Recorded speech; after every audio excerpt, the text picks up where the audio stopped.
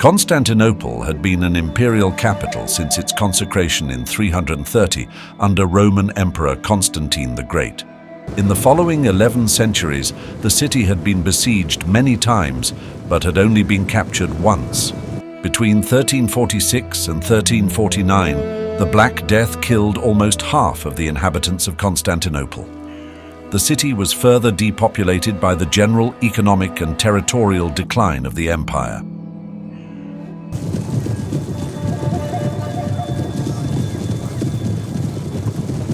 Mehmed II became Sultan of the Ottoman Empire at the age of 19.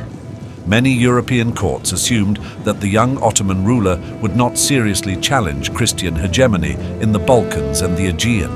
In fact, Europe celebrated Mehmed's coming to the throne and hoped his inexperience would lead the Ottomans astray.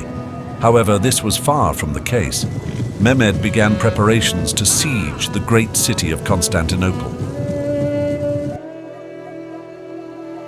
In October 1452, Mehmed ordered Turakan Beg to station a large garrison force in the Peloponnese to block any aid from going to Emperor Constantine XI during the impending siege of Constantinople. Men were also sent to prepare the roads from Adrianople to Constantinople so that the infrastructure could cope with the Ottoman armies and siege equipment. Emperor Constantine soon understood Mehmed's true intentions and turned to Western Europe for help. The weakened state of France and England from the 100 Years' War, Spain's involvement in the Reconquista, the infighting in the Holy Roman Empire, and Hungary and Poland's defeat at the Battle of Varna meant that none of the Western rulers had the money to contribute to the war effort. Some Western individuals, however, came to help defend the city on their own account. Cardinal Isidore, funded by the Pope, arrived with 200 archers, and Giovanni Giustiniani arrived with 700 men from Genoa.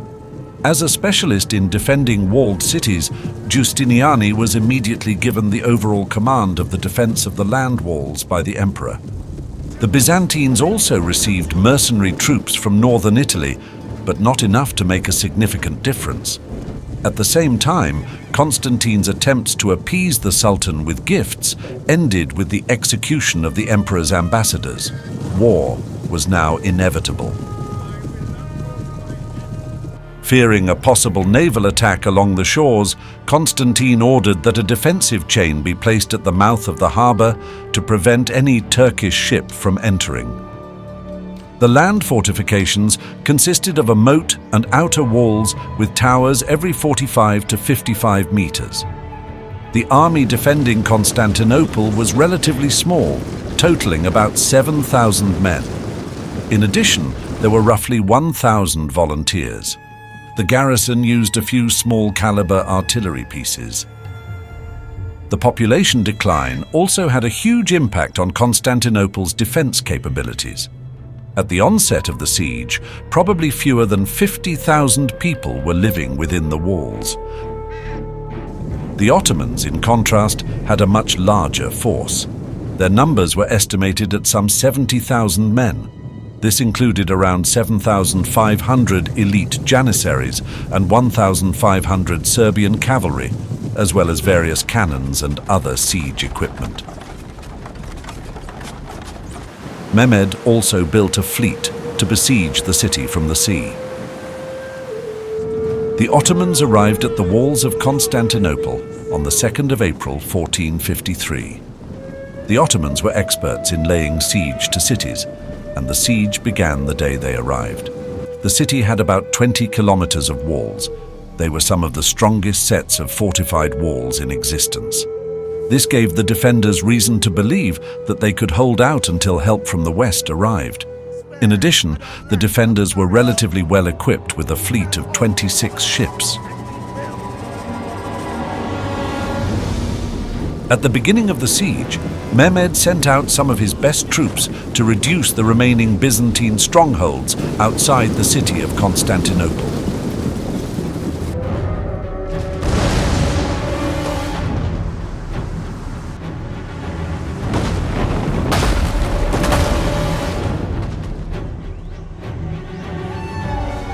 The Ottomans stormed the fortress, and within a few days, 2 fortresses were taken.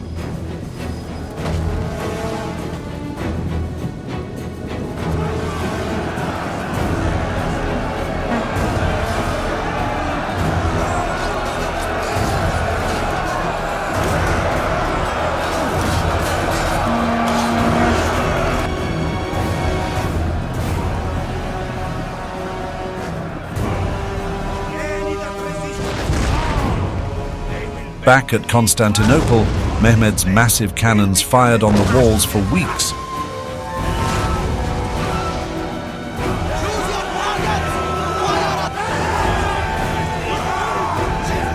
But due to their imprecision and extremely slow rate of fire, the Byzantines were able to repair most of the damage after each shot, mitigating the effect of the Ottoman artillery. After some bombardment, Mehmed sent forward crossbowmen and gunners to test the strength of the defences.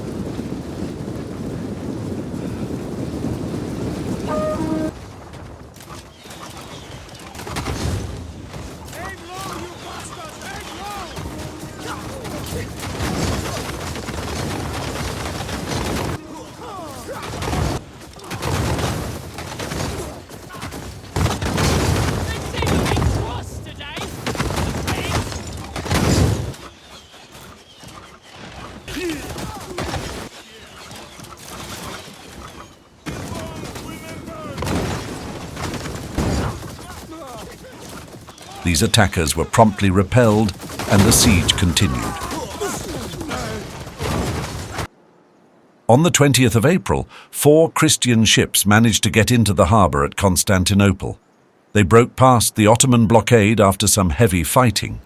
This event strengthened the defenders' morale and caused embarrassment to the Sultan. However, soon after this, Mehmed ordered the construction of a road of greased logs across Galata on the north side of the Golden Horn and dragged his ships directly into the bay on the 22nd of April, bypassing the chain barrier. This action seriously threatened the flow of supplies into Constantinople.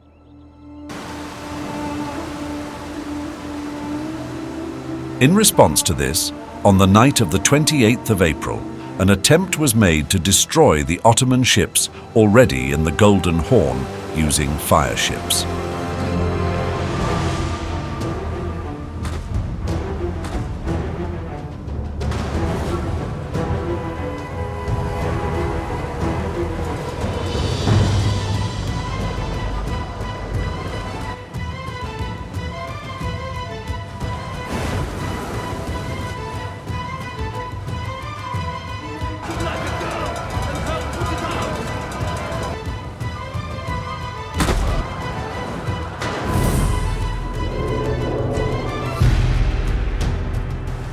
Eventually, the Ottomans drove back the Christians, but they suffered many casualties.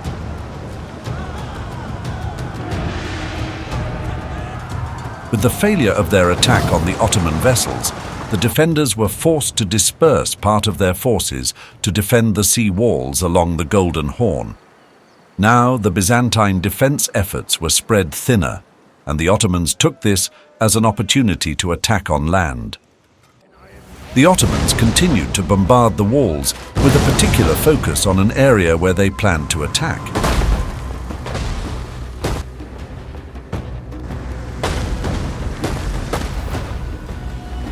After a heavy bombardment, Mehmed ordered a larger and more concentrated frontal assault. He ordered men forward with ladders and siege towers to try and breach the walls, while gunners, archers and crossbowmen would attempt to keep the Byzantine defenders distracted.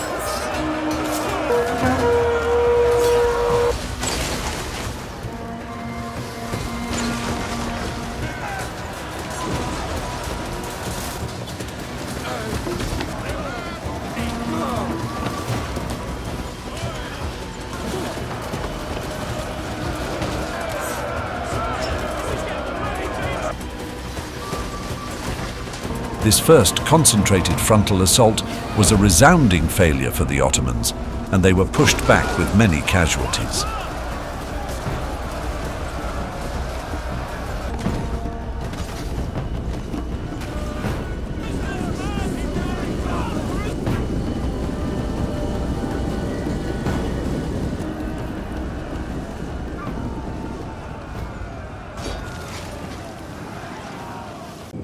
Mehmed also employed night attacks, hoping to catch the defenders off guard.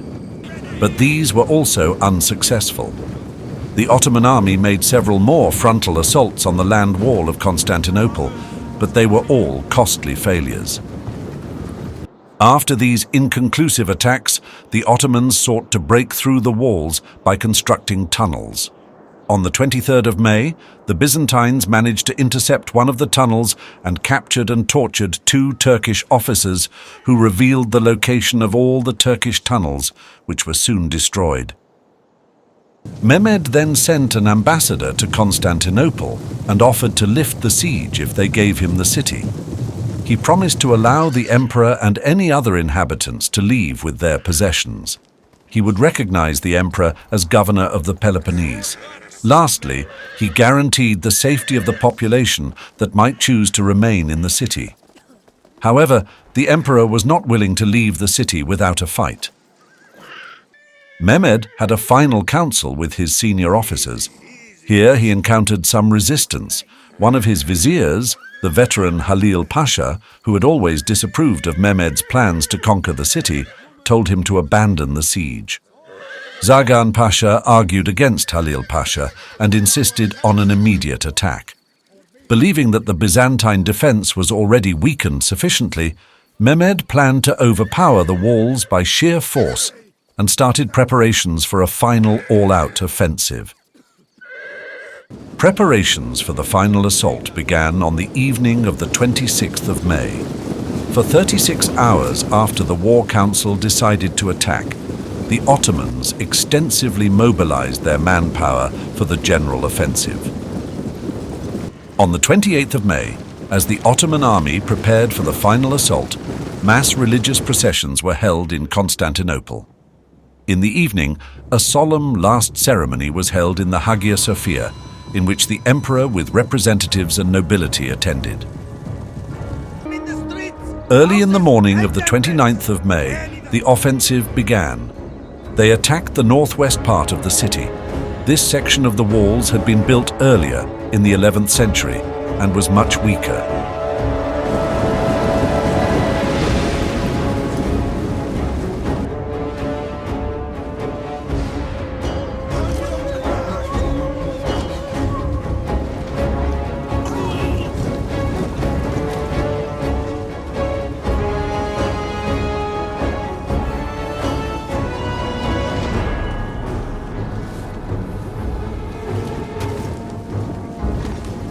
Ottoman troops managed to breach this section of walls and entered the city, but they were just as quickly pushed back by the defenders.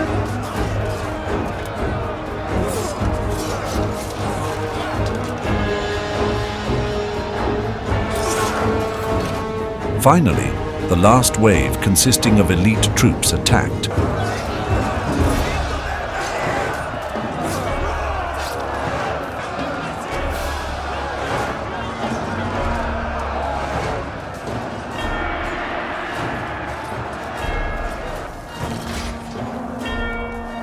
The Genoese general in charge of the defenders on land, Giovanni Giustiniani, was grievously wounded during the attack, and his evacuation from the ramparts caused a panic in the ranks of the defenders.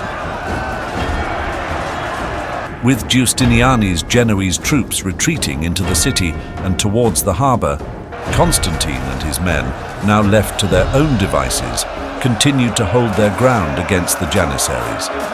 Constantine's men eventually could not prevent the Ottomans from entering the city, and the defenders were overwhelmed at several points along the wall.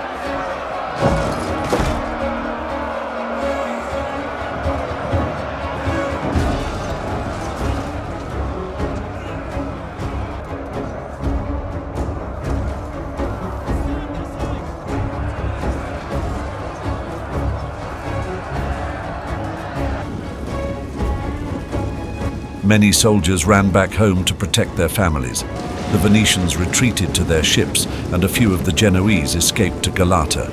The rest surrendered or committed suicide by jumping off the city walls. Once most of the Byzantine defense had crumbled, the Ottoman troops poured into the city. The Greek houses nearest to the walls were the first to suffer from the Ottomans.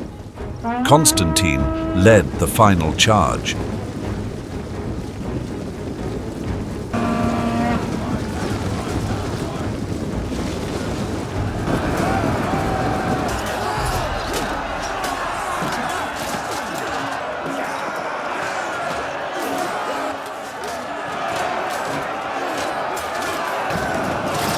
This noble effort was in vain, and he was killed in the battle in the streets alongside his soldiers. After the initial assault, the Ottoman army fanned out along the main thoroughfare of the city. The troops looted, but did not kill the civilians as they were potentially valuable slaves. However, any civilians who resisted arrest were promptly killed.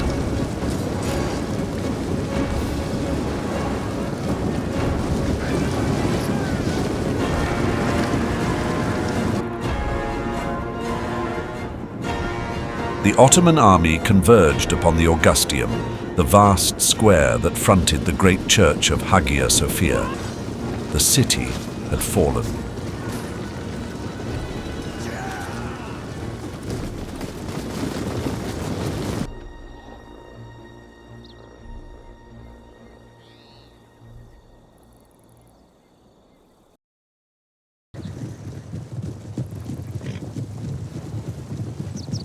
A few days later, Mehmed found the city largely deserted and half in ruins.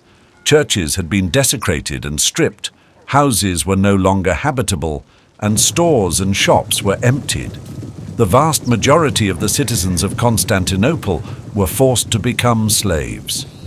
Mehmed ordered all looting to stop and issued a proclamation that all Christians who had avoided capture or who had been ransomed could return to their homes without further trouble, although many had no homes to return to, and many more had been taken captive and not ransomed. The entire Byzantine army had been killed, around 7,500 men, with many more civilians also being killed. However, the Ottoman army suffered greatly during the siege. It is estimated that perhaps 30,000 Ottoman troops died during the course of the siege. The fall of Constantinople shocked many Europeans, who viewed it as a catastrophic event for their civilization. Many feared other European Christian kingdoms would suffer the same fate as Constantinople.